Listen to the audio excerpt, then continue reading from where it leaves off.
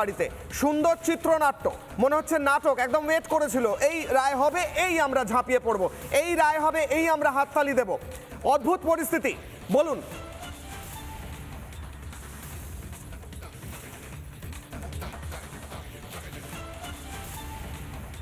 S M Kamruzzaman সাগর শুনতে পাচ্ছেন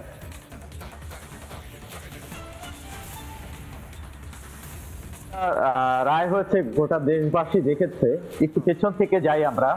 এটা 1971 সালে 4 ডিসেম্বর বঙ্গবন্ধুকে পাকিস্তান আদালতে ফাঁসির রায় কার্যকর করেছিল এবং আপনারা জানেন যে সেখানে কবরও করা হয়েছিল তারপরে কিন্তু বাকি ইতিহাসটা দেশবাসী গোটা পৃথিবী জানে কি ঘটেছিল এই যে ইউনূসের যে ক্যাঙ্গারু কোর্ট প্রহসনের নামে যে বিচার এই নিজেরাই আইনজীবী নিজেরাই সরকারি পক্ষের উকিল নিজেরাই হচ্ছে আসামি পক্ষের উকিল সবকিছু নিজেরাই নিজের মতো করে একটা মন গড়া রায় দিয়ে দিল ফাঁসি তাহলে কি ফাঁসি হয়ে গেল দেশে আইন নাই আদালত নাই আন্তর্জাতিক আদালতের নিয়ম কি আসামি পক্ষকে সরাসরি উপস্থিত রেখে তারপরে কিন্তু বিচার করতে হয় সেটা কি তারা করেছে এবং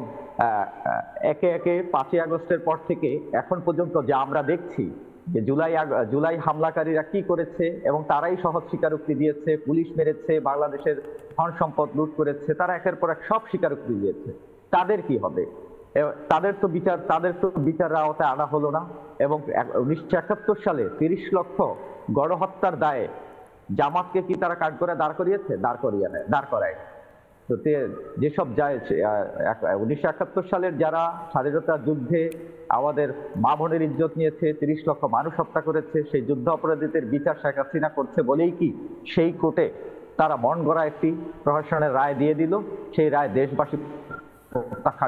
প্রত্যাখ্যান করেছে দেশের আইনজীবীরা প্রত্যাখ্যান করেছে বিশ্ববাসী এই রায় শুধু শেখ হাসিনার বিরুদ্ধে রায় নয় এই রায় আমার গণতন্ত্রকে হত্যা করার রায় আমার ভবিষ্যৎ বাংলাদেশকে হত্যা করার রায় এই রায় আমরা পুরোপুরি দেশবাসী বুঝে গিয়েছে তারা কোন পথে হাঁটছে টোটালি একটি পাকিস্তান কায়েম করার সেই চেষ্টা 71 সালের সেই পরাজয়ের প্রতিশোধ নেওয়ার সেই প্রচেষ্টা চলছে এই রায়কে আমরা প্রত্যাখ্যান করি এবং ঘৃণা ভরে প্রত্যাখ্যান করি এই অবৈধ ইউনূস সরকারকে নানা ধরনের কন্টেন্ট দেখার জন্য লাইক করুন শেয়ার করুন আমাদের ফেসবুক পেজ সাবস্ক্রাইব করুন আমাদের ইউটিউব চ্যানেল পাশাপাশি অন্যান্য ব্রেকিং নিউজের জন্য অবশ্যই চোখ রাখুন রিপাবলিক বাংলায়।